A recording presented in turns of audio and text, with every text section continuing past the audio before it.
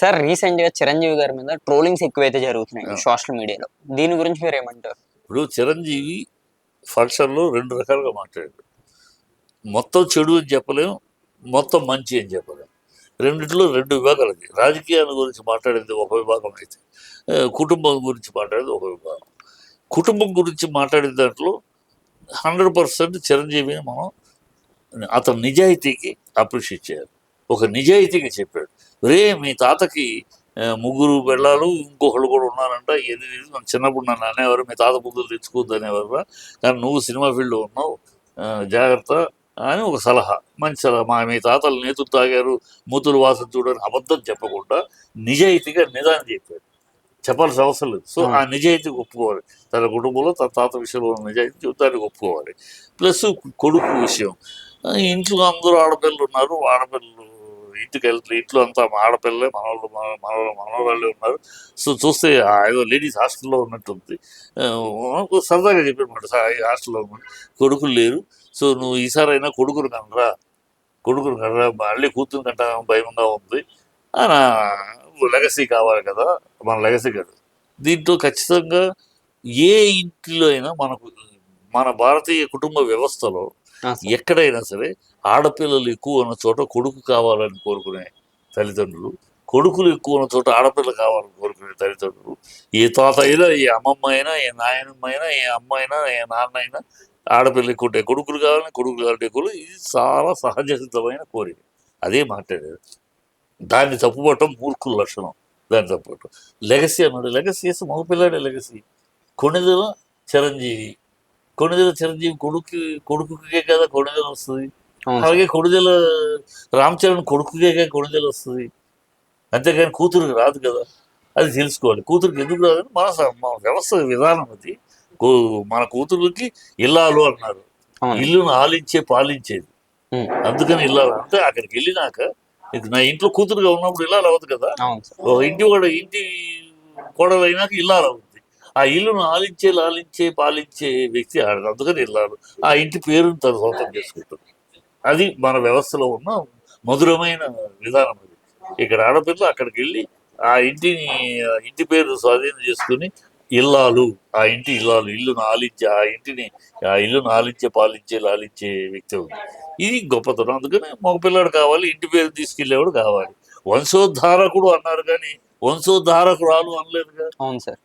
ఎవరో ఒకళ్ళిద్దరు ఈ ఆడపిల్లైనా లేకపోతే మగపిల్లైనా అంటారు. ఈ వితండవాదం వాదించే వాళ్ళు మన దేశ సంపద ఏంటి, మన దేశ సంపద, మన కుటుంబ వ్యవస్థలో ఉన్న మన గొప్ప ఔన్నత్యం ఏంటి, ఆ గొప్పతనం ఏంటి తెలియకుండా వాకే పిచ్చుకుక్కలు వాగుతూ ఉంటారు.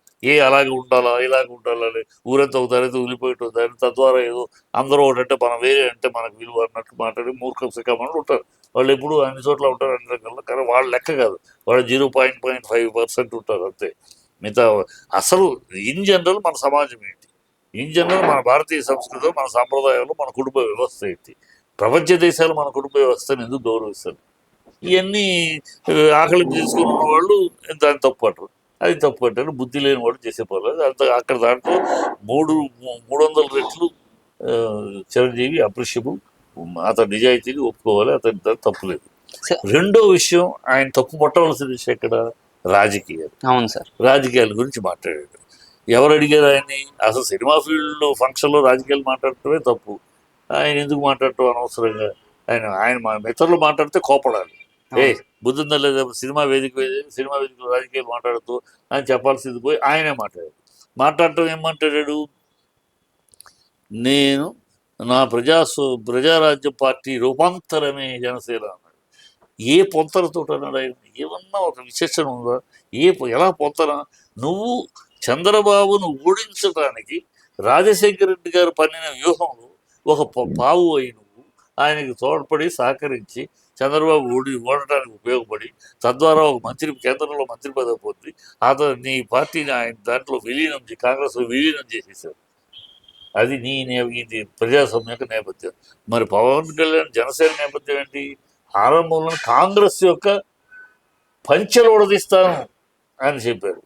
ఓడదీస్తానని గొడవ చేస్తూ చంద్రబాబుని గెలిపించడానికి, మీరు ఓడించడానికి కాంగ్రెస్తో కలిసి గెలిపించడానికి బీజేపీతో కలిశాడు. గెలిపించడానికి ఆ, పొందడం లేదు. మీరు ఓడించడానికి గెలిపించడానికి అంటే మీ ఇండైరెక్ట్గా నేను ఆ రోజు కాంగ్రెస్ కేంద్రంలో ఉంది, కాంగ్రెస్ తోటి విలీనం చేశాను, ఇప్పుడు మా వాడు కేంద్రంలో బీజేపీ ఉంది, బీజేపీతో సరైనటువంటి బీజేపీతో విలీనం చేస్తాడని చెప్తున్నాడా? ఆ సంకేతం ఇస్తున్నాడు ఆయన, లేదా సూచన చేస్తున్నాడు తెలియదు. ఇంకోటి నా యొక్క పాలసీ, నా యొక్క సిద్ధాంతం ఆయన ఫాలో చేస్తాడంటే ఏం సిద్ధాంతం మీది? మీది ఒక సమన్యాయ సమధర్మం అన్నారు, సామాజిక న్యాయం అన్నారు. అది ఏదో ఇచ్చారు, 16 సీట్లు ఇచ్చారు, వదిలేనైనా గుడ్ బై, నాకు ముందు రాజకీయాలు వద్దు, సంతోషం. మరి పవన్ కళ్యాణ్ మీ న్యాయం ఎట్లా ఉంది, మీ సిద్ధాంతం ఎట్లా ఉంది? ఆయన ఒకరోజు చెగువీరు అంటాడు, ఒకరోజు మాయావతి అంటాడు, ఒకరోజు చంద్రబాబు తిడతాడు, ఒకరోజు చంద్రబాబును పొగుడుతాడు, ఒకరోజు బీజేపీని తిడతాడు, ఇంకో రోజు మోడీని పొగుడుతాడు. ఆ? ఆ, ఏ సిద్ధాంతం లేదు, ఏ సిద్ధాంతం రాద్ధాంతం తప్పి ఆయన దగ్గర ఏ సిద్ధాంతం లేదు. ఒక నిలకడ, ఒకరోజు హిందూ సనాతని అంటాడు, ఒకరోజు నేను క్రిస్టియన్ అబ్బా నేను మతం పుచ్చుకున్నాను అంటాడు, ఒకరోజు హిందువులే ఈ దేశంలో బతకాల వల్ల కారణం అంటాడు, మళ్ళీ సనాతన అంటే ఏం మాట్లాడతాడు? దేనికి ఒకదానికి ఒకటి పొత్తలు ఉండదు. ఈ అడ్డదిడ్డంగా ఆయనకి ఏ సిద్ధాంతం ఉంది? నా సిద్ధాంతం ఆయన ఫాలో చెప్తాడంటాడు ఏంటి? అంటే అనవసరంగా మాట్లాడటం, అనవసర రాజకీయం మాట్లాడటం, ఆ రాజకీయ విషయంలో ఆయన అన్ని తప్పులే మాట్లాడాడు, ఆ తప్పులు విమర్శకు గురవుతాడు, దాని గురించి కామెంట్ చేస్తాడు. కనుక ఆయన రాజకీయాలు మాట్లాడుకుంటా ఈ విషయం వరకు మాట్లాడితే బాగుండేది. ఆయనకి ఏదో మాట్లాడాలని మాట్లాడేశాడు, అలవోగ్గా ఏదో అనవసరంగా మాట్లాడేశాడు. అది ఆయన లూజ్ టాక్ అంతే. సార్ అదొకటి, మీరు ఎప్పటి నుంచి ఇండస్ట్రీలో ఉన్నారండి, అలాగే చాలా మంది ఇప్పుడు చిరంజీవి గారు అవ్వచ్చు, పృథ్వీరాజు గారు అవ్వచ్చు, కానీ ఇంతమంది ఎత్తినా సరే బాలకృష్ణ గారు ఇప్పుడు ఏపీలో ఎమ్మెల్యేగా ఉన్నారు, కానీ ఆయన ఏ రోజు మాక్సిమం ఎక్కువైతే ట్రోలింగ్స్ అయితే అవ్వకుండా తక్కువ, ఏ సినీ టేజ్ మీద ఏమో ఓన్లీ సినిమా గురించే మాట్లాడతారు, పొలిటికల్ గానేమో ఓన్లీ పొలిటికల్ కోసమే మాట్లాడతారు సార్. దీని గురించి ఏమంటారు? అదే అదే విచక్షణ అమ్మా, విచక్షణ. నువ్వు పొలిటికల్ వేదిక వేరు, రాజకీయ సినిమా వేదిక వేరు. సినిమా వేదిక మీద సినిమాగా చక్కగా సినిమా విషయాలు మాట్లాడు, నీకు ఆ సినిమా గురించి తెలిసిన విషయాలు మాట్లాడు. సినిమా ప్రజలు సినిమా వేదిక ఎందుకు పెట్టుకుంటాము? ఒక ఆడియో ఫంక్షన్ కానీ ప్రీ రిలీజ్ ఫంక్షన్ ఎందుకు పెట్టుకుంటాము? అయ్యా నా సినిమా ఇది, మా సినిమా వస్తుంది అని ప్రేక్షకుల మైండ్ సెట్లోకి ఈ సినిమాని గురించి ఈ వాళ్ళకు ఒక ఎంతూజియాజము, ఒక ఇది క్రియేట్ చేయటం కోసం, ఆ ఆసక్తి కలిగించడం కోసం పెడతాం. సో ఆ సినిమా సంబంధించి అది మాట్లాడారు, అవి మాట్లాడారు. వాళ్ళ ఈ సినిమా ఓహో ఈ సినిమా ఒకటి ఫంక్షన్ చేయి, ఇది ఈ సినిమాలో ఇది ఉందంటున్నారు, అది ఉంటున్నారు, ఆయన మాట్లాడాడు, దీంట్లో కొత్త విషయం ఉందన్నారు, చూద్దాం ఆయన చెప్పాడు, ఆ విషయం ఏంటో చూద్దామని ఒక కుతూహలం కలగజేయడానికి పెడతాం. అవును సార్. అక్కడ రాజకీయాలు అంటే బుద్ధి జ్ఞానం ఉండాలి. కడుపు అన్నం తినేవాడు ఎవరు చేస్తాడా? ఈ సినిమా ఫుడ్ తింటూ సినిమా వల్ల పేరు ప్రఖ్యాతి సంపాదించుకుంటూ ఆ సినిమాలకు ద్రోహం చేసే దౌర్భాగ్య పనులు చేసే వాళ్ళని ఏమనాలి? చెప్పు తీసి పొట్టదారు. అది విచక్షణ లేని పని. రాజకీయాలు మాట్లాడి తిట్టించుకో. ఇప్పుడు రాజకీయాలు వేదిక వేరు, సినిమా ఎన్నికలప్పుడు సినిమా వాళ్ళు కూడా రాజకీయాల్లో నాకు ఒక పార్టీ ఇష్టం అని తిరుగుతుంది, ఇష్టం ఉన్నప్పుడు వెళ్తాం, ఎన్నికలు పొరాపగాడ చేస్తాం, వచ్చేస్తాం. వాళ్ళకైతే మా ఈ సినిమా ఆర్టిస్ట్ వస్తే జనాలు వస్తారు, అంత తప్పితే మీ వల్ల ఓట్లు వస్తాయని ఏ పార్టీ నమ్మదు. ఈ సినిమా వాళ్ళ వల్ల ఓట్లు వస్తాయని నమ్మదు. ఈ రేంజ్ ఆర్టిస్టులు అయితే వస్తే ఉన్న జనాలు వస్తారు, జనాలు వస్తే మనం చెప్పే విషయం 10 నిమిషాలు వాళ్ళకి వెళ్తాం, ఒక ఆతృత తప్పితే వీళ్ళ వల్ల ఓట్లు వస్తాయి, వీళ్ళు చెప్తే ఓట్లు వేస్తారని నేను నమ్మరు ఎవరు కదా. వీళ్ళు కరివేపాకులు ఈ స్టేజ్లో ఏదో 5 స్టార్స్ అంటే మీరు కరివేపాకు, ఈ మిగతా వృద్ధులు ఆదిలు అంతా కరివేపాకు. ఎన్నికలు ఇప్పుడు ఆది విషయానికి వస్తాయండి, ఇప్పుడు సోషల్ మీడియాలో కూడా చెప్పండి, ఆది ఇలాంటి వాళ్ళు వాళ్ళంతా కరివేపాకులు అంటారు. వాళ్ళు వస్తారు అక్కడ. సినిమా అనేది ప్రతి నిమిషము ప్రేక్షకుడిని ఆకట్టుకుంటానికి, ప్రేక్షకుడు మనకి ఏం చేయాలి, ప్రేక్షకుడిని ఎలా ఆకట్టుకోవాలి, ప్రేక్షకుడు ఆశీర్వాదం ఎలా పొందాలి, ప్రేక్షకుడి యొక్క ఎలా సాటిస్ఫై చేయాలి ప్రేక్షకుడు, ఈ ఆలోచనతో మన సినిమాలో ప్రయాణం ఉంటుంది. ఎన్నికలప్పుడు దాటితే, ఎన్నికల తర్వాత మన ప్రయాణం అదే. ఎందుకంటే మన లైఫ్ బ్రెడ్ అది, మన జీవితం అది, మన కుటుంబాలు బతికే దాని మీద. ఎంతసేపు ప్రేక్షకుడిని ఎట్లా ఒప్పించాలి, మెప్పించాలి, ప్రేక్షకుడు ఆశీర్వాదం ఎలా పొందాలి, ఇదే దృష్టిలో ఉంటాం, మనం అలా పనిచేస్తాం. వాడేం చేస్తారు రాజకీయ నాయకుడు ఎన్నికలు అయిపోయినాక? మనం ఇచ్చిన ప్రజలను మభ్యపెట్టి ఏదో అబద్ధాలు చెప్పేసి డబ్బులు ఇచ్చి ఓట్లు కొనుక్కున్నాం. ఇప్పుడు ఆ డబ్బులు సంపాదించాలి, ఎన్నికలప్పుడు ఖర్చు పెట్టే డబ్బులు 10 రెట్లు ఎలా సంపాదించాలి, ప్రజలను ఎలా మోసం చేయాలి, మనం పదవి ఎలా పొందాలి, ఈ వాళ్ళ ఆలోచనలు, ఎన్నికలైనాక వాళ్ళ ఆలోచనలు. సో మనకి వాళ్ళకి సంబంధం లేదు. మన ఆలోచన వేరు, వాళ్ళ ఆలోచన మనం ఒక నిర్దిష్టమైన కష్టము శ్రమపడి ప్రజలను ఒప్పించడానికి మనం చూస్తాం, వాళ్ళు ప్రజలు దోచుకోవడానికి చూస్తారు ఎన్నికలైన. సో వాళ్ళకి మనం సంబంధం లేదు. సో ఆ వేదిక ఆ వేదికే, ఈ వేదిక ఈ వేదికే. అది విచక్షణ కావాలి. విచక్షణ లేని మాట్లాడటం తప్పు. చిరంజీవి లాంటి వాళ్ళు అలాంటి ఖండితాల్సి ఆయన కూడా మాట్లాడటం అనేది ఒక దూరం. బాలకృష్ణ గారి గురించి ఏమంటారు? బాలకృష్ణ మాట్లాడు. అందుకనే ఎందుకు చెప్తానంటే బాలకృష్ణ ఈ విచక్షణ, అవును సార్. బాలకృష్ణ క్లారిటీ ఉంది. ఏ వేదిక మీద ఏం మాట్లాడాలి. కుటుంబ వేదికలో ఉన్నాడు అనుకోండి, అవును. కుటుంబమే మా విషయమే మాట్లాడతారు. అక్కడ రాజకీయాలు మాట్లాడు. ఉమ్. అక్కడ కూడా కుటుంబ వేదికలు ఏదైనా కుటుంబ ఫంక్షన్లు 2-3 ఫంక్షన్లు కూడా కుటుంబ ఫంక్షన్ జరుగుతుంది అనుకో, అక్కడ ఆంధ్ర సీఎం గారు అని కూడా అనడు, ఆ.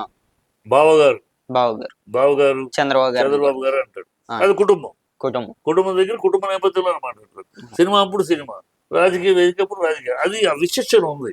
అది మహానుభావుడు రామారావు గారి బ్లడ్ కనుక ఆ విచక్షణ, విజ్ఞత, నీతి రీతి, నిజాయితీ ఉంటుంది.